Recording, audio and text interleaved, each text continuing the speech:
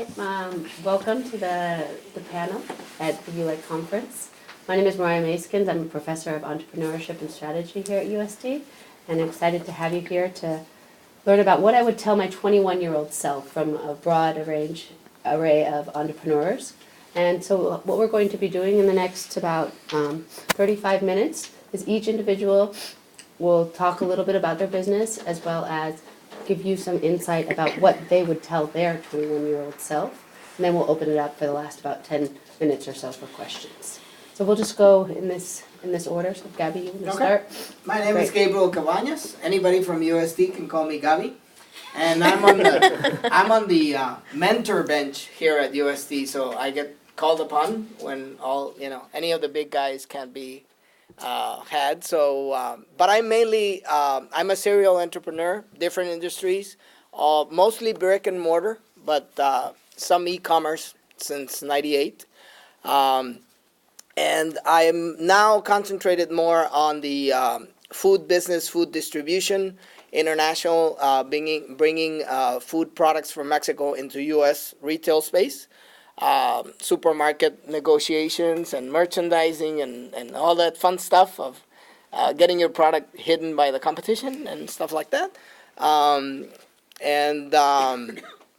What would I tell my 21-year-old self? Good luck. No, be ready. After a while, especially in the last, I think, year, I've learned you always keep on learning, and I've learned that to be ready with your pitch when you finally get that meeting with the investor, ready with your project, ready with all your homework done. You guys have the advantage of having a lot of tools that weren't available, especially on the internet space, to build something now. So take advantage of that, and take advantage of the resources here available at USD. Are we going to go in order? Yeah. All right, sounds good. My name is Jason Friend. I'm a managing director of People's Bank. I'm also an investor in the bank. Run their mortgage banking group. I've helped grow that business to do over $1 billion in loan production every year. I've been in the mortgage business about 10 years, kind of always on my own businesses.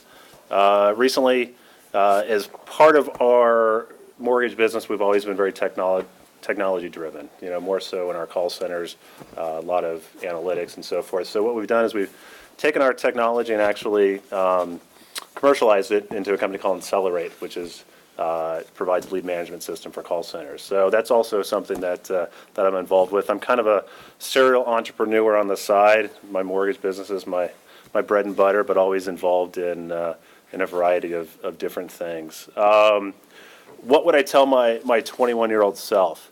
You know what? And I think I'll actually share a story I don't usually share, which is when I was a student at USD and I was 21, I grew up very poor.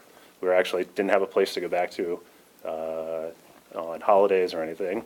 We grew up in motels, and I've slept in cars. So I think that I don't know why I'm sharing that. So I think it's because it's something that I'm very involved in now. And so is that everything's going to be okay, right? And that your dreams and your passions and so forth can actually can come true. And when you strike out on your own in businesses and so forth, it's very, very scary. Dean Pike was talking about share some of the stories, right? Some of the near bankruptcies of this, of that. When you have no safety net and you're starting a business, it's almost like burning the ships, right? And that's actually a really, really advantageous position to be in. I never had anything to fall back on. So it was either I made it or I didn't. And that drive is really what enables you to overcome any of the hardships of starting businesses. And it kind of gives you the pride and the passion that you want to prove people wrong.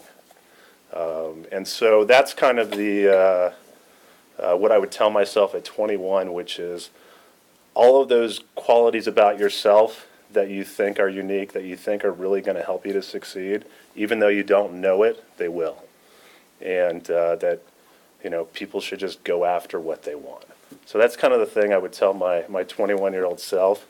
Kind of got a little nervous here telling that story, but I figured I'd share it all with you. But the reason I say that is one of the things that I've been enabled to do is to actually give back, to make kind of philanthropy part of my businesses and part of my life. I helped support a group called the Project Hope Alliance, which actually runs a school transportation and does family stability for families that live in motels and for kids who are homeless who can't get education. And that's actually something, you have to find your reason for your business, right? I would say that money in and of itself is not anything that should drive anyone to, I'm going to start a business because I want to be rich, right? You should start something because, you want to enrich your employees' lives or you want to enrich others' lives, right? And enrich your own at the same time. So that's probably the thing that helps me to continue to get involved in new projects, right? Which is, I could say, okay, I'm comfortable, I'm good. But I think the more, if you have a talent, then you want to use that talent to the best of its ability. And so that, in my case, it's actually, so that I'm in a position to give back significantly. So I guess that's my story, and that's what I tell my 20-year-old self. Perfect. My name's Tim. Graduated from USD in 2008, and I was fortunate enough to start 2 businesses out of college after 2 years of doing the corporate grind. And I call it the corporate grind because, it was something I thought I wanted to do, and so I got into it, and I thought it'd be cool to, to wear a suit and travel and get to go to these big meetings and sit at big mahogany desks, And I found out that it really is it's a corporate grind, at least where I was. Not in every situation, but where I was. So I figured out a way to get out of it, and an opportunity presented itself where, I got a phone call from my best friend in high school, and he had this business idea. And so, I kind of joked with him and hung up the phone, and we both went our separate ways and thought about it. And, we kept toying around with it and text messaging each other and having different phone calls. And finally one day we got a little bit more serious about it. And I was able to start an indoor cycling studio. If for those of you who aren't too familiar, it's stationary spinning. So you see them at LA Fitness or 24-hour fitness, and it's all the crazy people who are drenched in sweat in a small room. It's the most addicting thing ever, but we decided to put a cool twist on it. And there was another big company out in New York who had done something similar, but we wanted to make our own version of it, and we had an idea of where to go. And we were both living in LA at the time, and he was working for a big insurance company, and so we were both sitting there, and we're like, oh, screw this, let's do it. And it sounds like an easy decision, but it was a big decision for us. We left our jobs, moved down to San Diego. Thank God I'm back here. It's the main thing. And we just dove right into it. We found part-time jobs, and from 5:30 in the morning until 4 in the afternoon, we'd go work that so we could pay our rent. And then from then until 1 in the morning, we worked on starting this business. And it's been up and running for about 2 years now. We have a location in La Jolla. We just opened our second location in Carmel Valley, which we're pumped about, and I can finally enjoy some sleep again now that it's open. At the same time, about 2 months into starting the Rush indoor cycling studio down here, I got approached by another friend up in San Francisco, and he was in the in-home healthcare business, and he had an idea to start a tech company for in-home healthcare. And so we started toying with another idea, and being the smart person I am, I was like, oh, I'm going to do this too. And so I was crazy enough to, at the same time, start 2 businesses, 2 very, very different businesses. Brick and mortar is very different from a tech company, and they take on, different philosophies and different, types of teams. And so I had to be educated in both of these things. I was just forced into it, but I've loved it. And we've pivoted twice now with that tech company. You heard Morgan talk about it. We've done that twice, and now we're kind of a consumer-based, simple piece of software that does time and attendance, so tracking employees who are out in the field with mobile smartphones. As being a small business owner myself, it kind of took on a life of its own where I was like, I could use this in my business, and this is what I want, and this is how I want to communicate with my employees. So we've pivoted completely, and now we're, something very different than we started off with. But I'm still with both the businesses. We're both still growing. They're both at two very different points. But that's kind of my story right now. And what would I tell my 21-year-old self? The biggest thing, and I see a couple familiar faces in here I've told this story to, and I say it till I'm blue in my face, but there's no plan. Like, I have so many young kids come up to me and say, what do I need to do to start my business or to become an entrepreneur? And there's no structure. There's no outline. There's no right way to do it. In college, you have a formula, right? You do your homework, you study for your tests, you'll get a good grade, you get an A, right? That's your formula for success. Same thing in athletics. We're talking about being athletes. You do your training correctly, you do this, you study your competition, and you'll be successful. With being an entrepreneur, there's nothing like that. There's places you can look for advice and some small paths you can follow, but everyone carves their own way. Each one of us up here, completely different stories. We probably did nothing alike, but we've all enjoyed, our own businesses and growing them that way. So the biggest thing is, don't drive yourself crazy with trying to find these right formulas of, I'm going to start this idea, I'm going to get funding from this website, I'm going to talk to this person, I'm going to grow this team, because it's not going to work out like that. So my biggest piece of advice at the end of that is just dive in, do it your own way, and you'll figure it out. I guess I would tell I think you guys heard enough about my stuff before, but I would tell myself, thinking back to what I was focused on at 21, I was like studying abroad in Costa Rica or something, not even thinking about anything to do with my future. But I would tell myself probably to start building my network, like get advisors now, start building that network of people who can give you advice and stuff like that. I didn't really start doing that until I started this. Even during my 7-8 year career, I was just busy working, and I wasn't really doing anything outside of work to build my network and do that kind of thing. So that, I think, is a big one that I would have told myself. And then I think expanding on what you guys said, I even still catch myself doing this. Like, you read Entrepreneur Magazine and, all these different magazines, and you're, I'm supposed to be more like this, or I should be more like that, or I should be doing things more like this. And everybody is individual and playing to your strengths, and, you don't have to be good at finance, marketing, and every single thing. Like, you can find people to help with that, so don't let that hold you back. And so I think exactly what you guys said is pretty spot on. That's a really good segue to me, I think. So my name's Jody Green, and I am the co-owner of Chic CEO. And so our story actually kind of came from that. I was in marketing, and I was working for a company. I was their in-house marketing department, and I'd been there for about 5 years, and I guess 4 years at the time, and I was just really bored, and I didn't really have passion at all for what we were selling. I'd been in the industry for a while. I was one of the only women, and I just didn't relate. So I was trying to find other outlets, so I started volunteering all the time, and I was always doing everything else outside of work. And so I ended up starting a styling and personal shopping business on the side, because I was like, I should probably be spending somebody else's money, because this is not a good habit to be in. And so I had some friends that, were attorneys, and a few that were in the military, and they didn't like shopping. They didn't want to go shopping, so I said, okay, I'll do it for you. Well, I had no idea what I was doing, none. It took me a while to realize I was even running a business, and at the time, my business partner, Stephanie, was in grad school, so I was saying, what should I be doing? And she said, I'm in grad school, but I still don't know what you should be doing to run your business. And so we thought maybe there was something to that.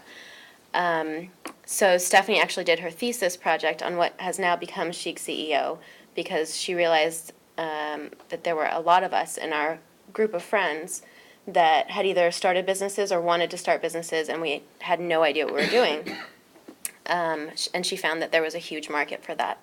So she ended up kind of creating this business plan while she was in grad school, put it back on the shelf, went back to work, and ended up getting laid off.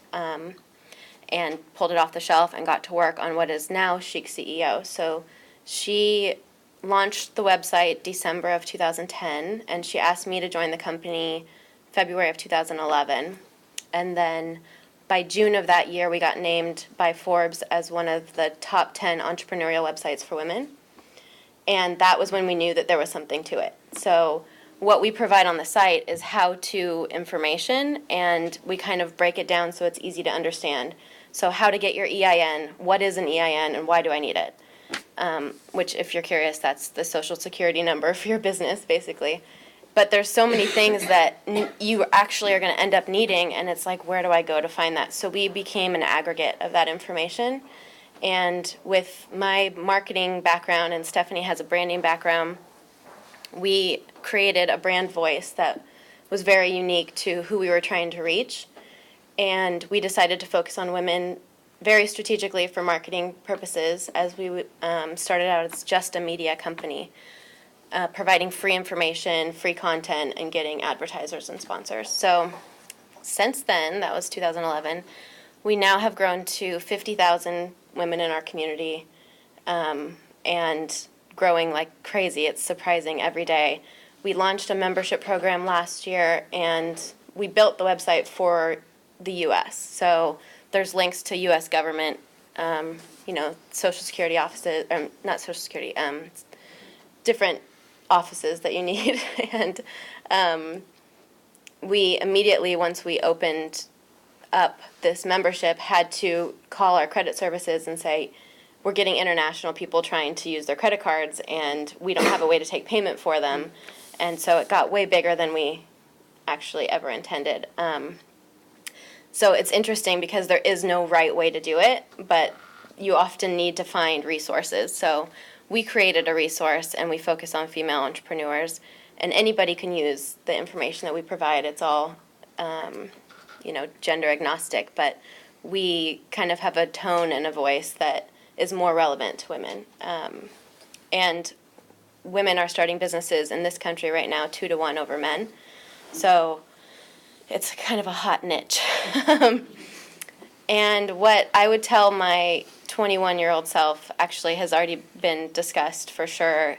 Networking is the key to life. It really, really is. And you guys have already heard it so many times tonight, but it's because it's so true. And I would also say take advantage of everything you have right now while you're in school.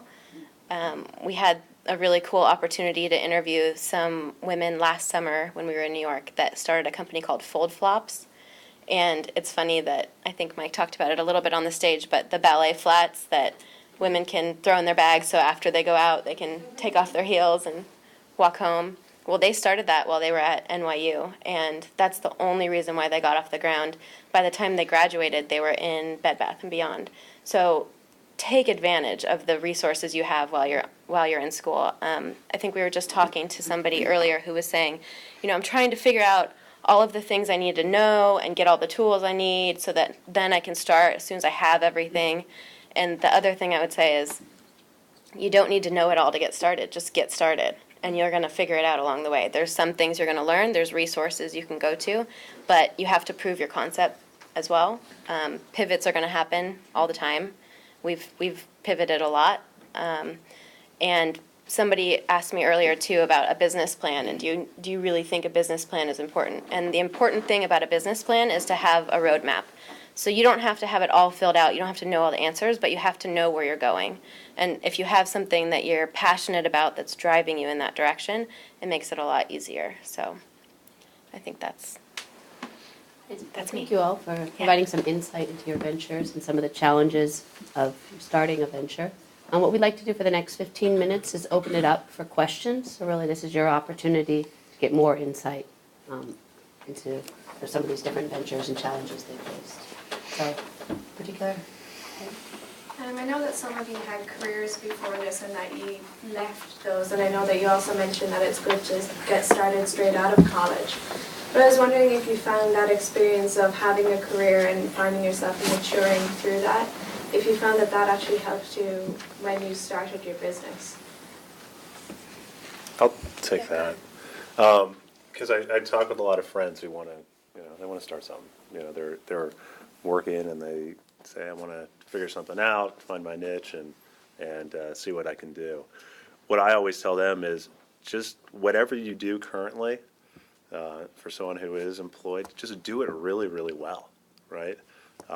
And become the best at it.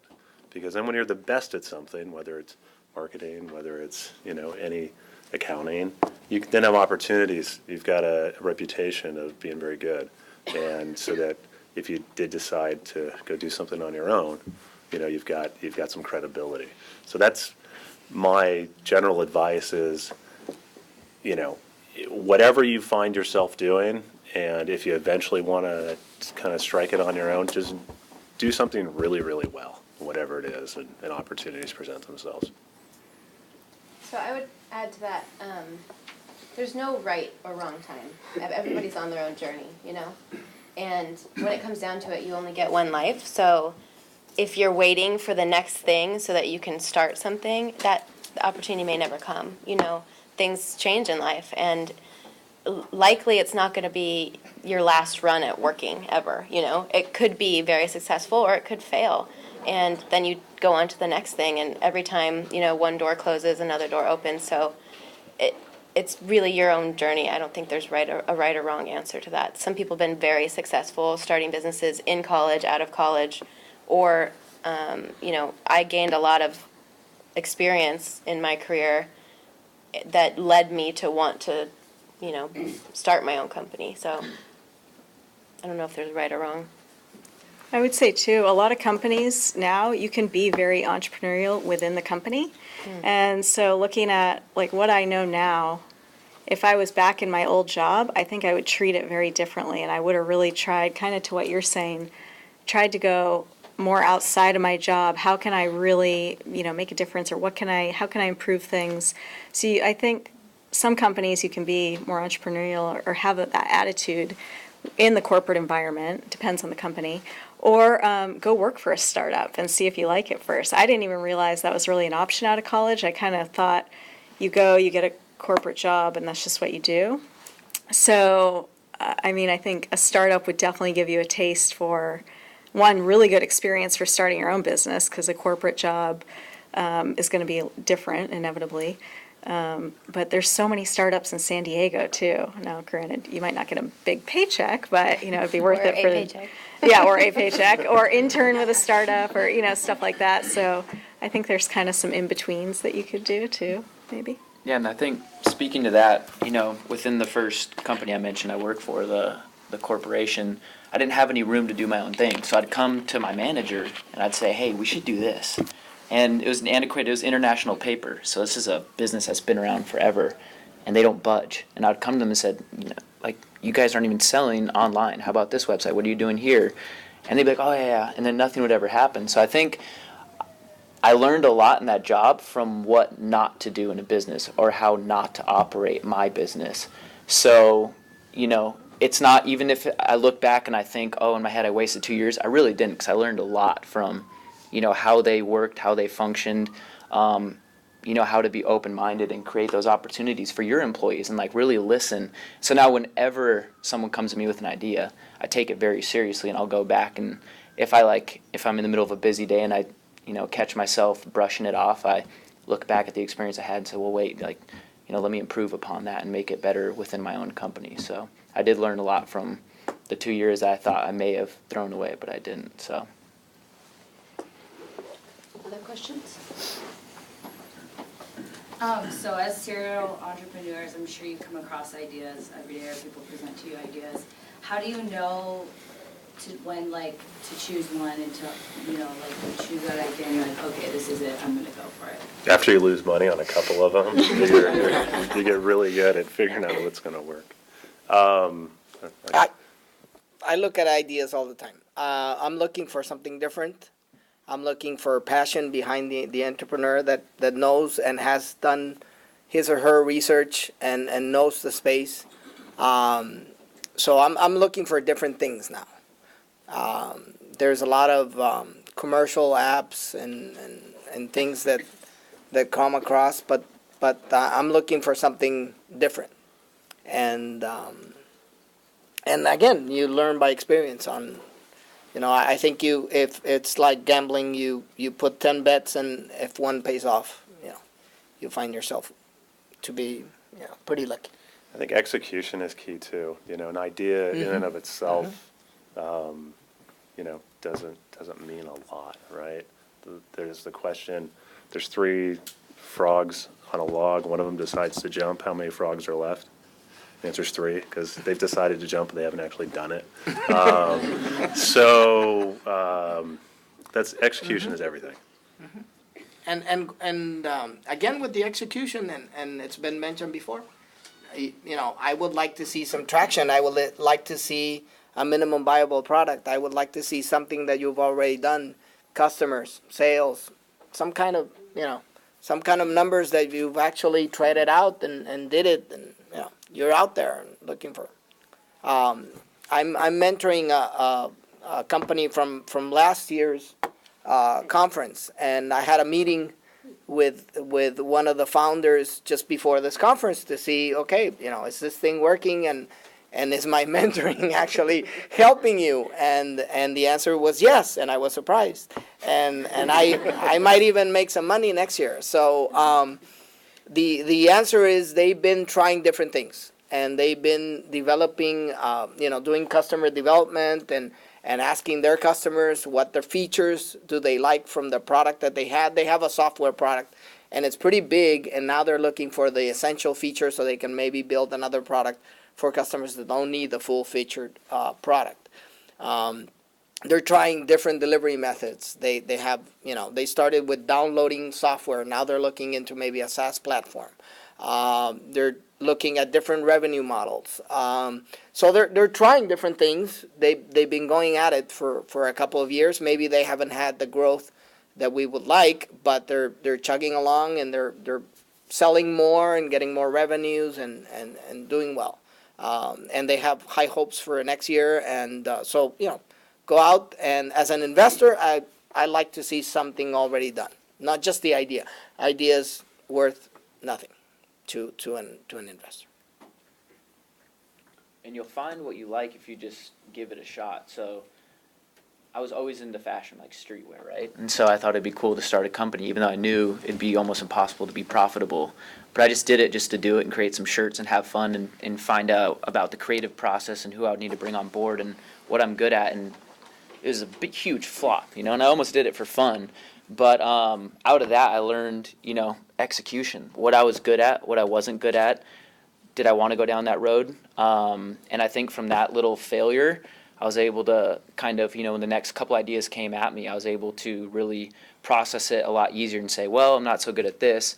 My business partner's great at that. We're going to complement each other. But it just started with just doing it and giving it a shot and then building something and just actually trying and failing if that's what it takes. But from that, then you'll learn, okay, I'm going to be more interested in tech or brick and mortar or, apparel. And I think it's what separates an entrepreneur from everyone else. Like you said, everyone has a million ideas a day, but it's, are you going to do anything about it? And then how well you execute it. So. Other questions? When you have your own business, there's so many moving parts that you have to take care of on a daily basis. But for someone in our position as students, and some of us have jobs and are athletes, what would you say is the most important step or the first step for us to take as young entrepreneurs? So when I worked, I played football here at USD, and probably, I'm guessing you do yourself. Yeah. Okay. So I would say the first step is, as some others have suggested, is just get to know folks. I mean, really get to know, have some relationships, ask questions, kind of learn what you like. And that's always the first step. I think students, oftentimes, I know I was when I was a student, we're kind of, you feel like you need to know something in order to approach somebody, right? Like you feel like you need to impress them with your knowledge of exactly what they do. But the really cool thing about being a student is, and looking for those first jobs or first opportunities is the person you're actually speaking with has no expectation that, or not as great of an expectation that you know what you're talking about. They care about your your drive, your passion. Are you actually interested? Are you teachable? Are you coachable? Things like that are really the things to focus on.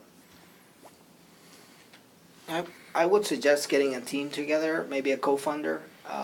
Morgan mentioned it. I think it helps if you can sell somebody else on your idea. That's the first filter that you can go and use. So I would either get a co-founder that has different skills that you have, build a team, and try to sell your idea to other people and develop it further. Things you might not see. I think it also depends on what the business idea is. So, if it's building a software platform, then the first step would be to figure out how to build that platform, right? Or if it's to get a product on the shelf, you need to understand everything about getting that product on the shelf. If there's patents that you need, if it's something that's easier to get up and get going, then maybe you start with a team. I definitely think that a team is really crucial. But it depends fully on what type of business you have. We have time for one last question.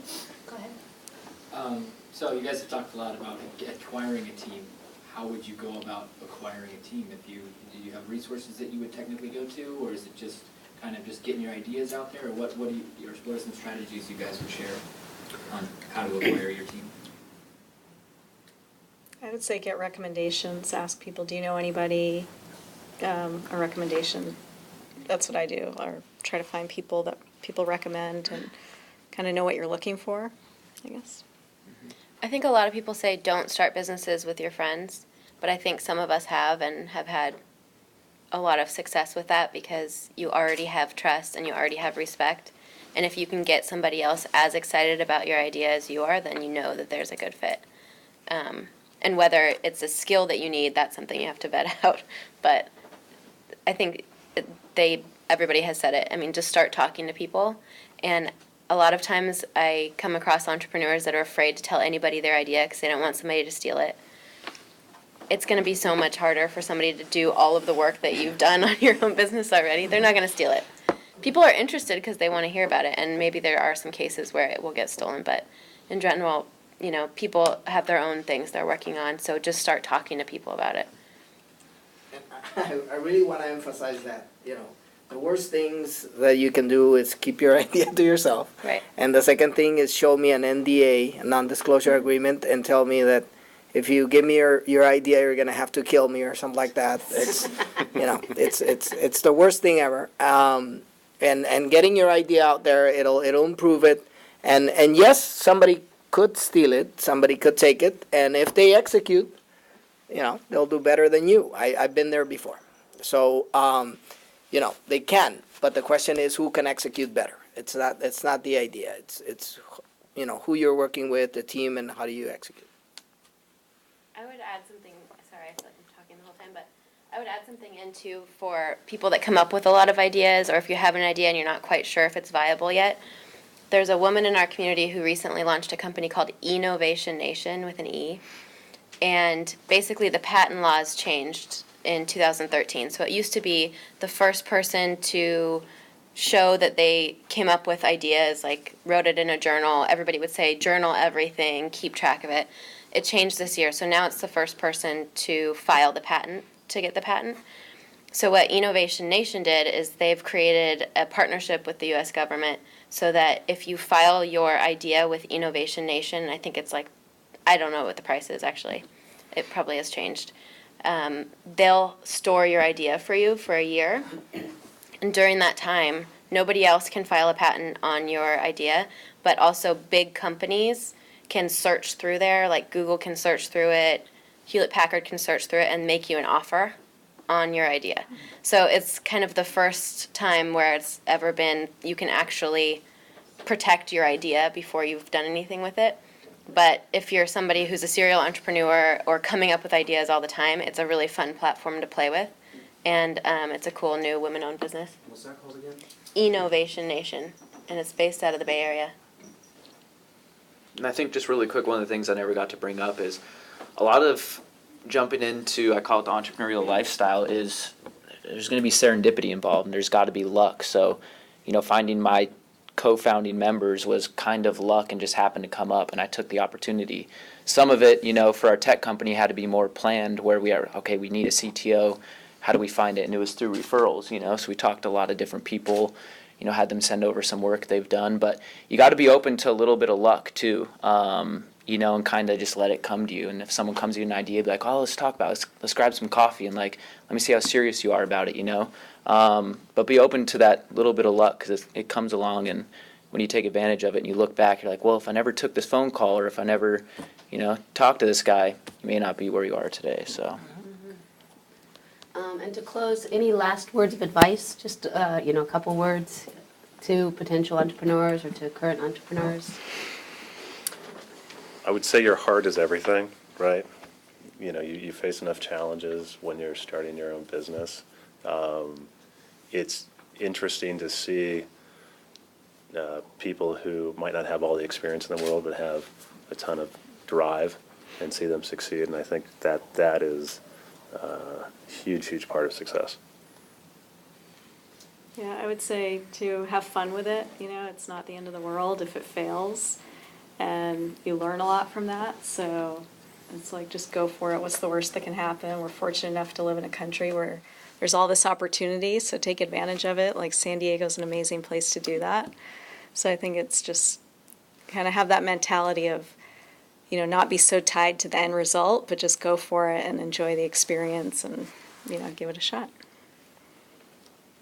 I would say build your network for business as well, but also build a really strong network of people that you can count on, that you can go to when you're having those days when you're like, you know what, 95% of this product I've been working on for so long is now gone. What do? I think I want to quit.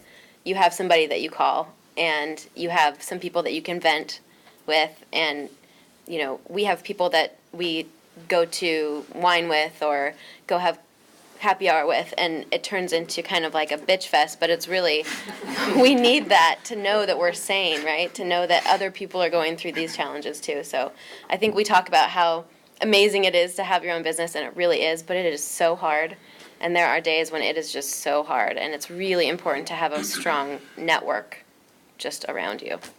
That's a good point. I think one of the things I wish someone would have told me, when I was a little bit younger, is kind of get rid of the idea of overnight success. Like, we see so much in the media today, like, oh, Twitter was an overnight success, or Instagram was a $1 billion, they just threw this program together. There's no such thing, 1 in a million maybe, of an overnight success. But get rid of that idea in your head and realize that all those people had to work very, very hard for a long time. So one of the things I just recently came across was, take Bob Marley even, for example. In our heads, we think, born really talented, grew some dreadlocks, got successful, and was this iconic singer, right? And just hung out and made music with his friends. This guy worked harder than anybody. He, was a no-name in Jamaica, worked for 2 years under this guy who told him to do everything every day for his music career. Still wasn't making it in Jamaica. Tried to go to the United States, failed there, went back, and then eventually, he worked so hard and made the right connections that he made it in Jamaica. Well, that's great. He tried to go to the United States. No one knew who he was, and all of his, the one story I love, all of his team members were on this bus, and they're like, you're going to have to tour city by city because no one knows you out here, and you guys haven't sold anything. And all the other guys are like, forget that, we're famous, they don't know who we are. And Bob said, no, get on this bus, we're going to make them love us, and he did that trip. So you look at someone who, in your head, you're like, oh, just write him off as an overnight success. This guy busted his butt for 4 to 5 years, and then that's what comes out at the end of it. So get rid of that idea in your head that there's an overnight success, and if you don't get it right away, you give up. Everyone has worked for a long time to get to where they're at. It doesn't just happen. Right. If you could join me in thanking our panel, that would be great.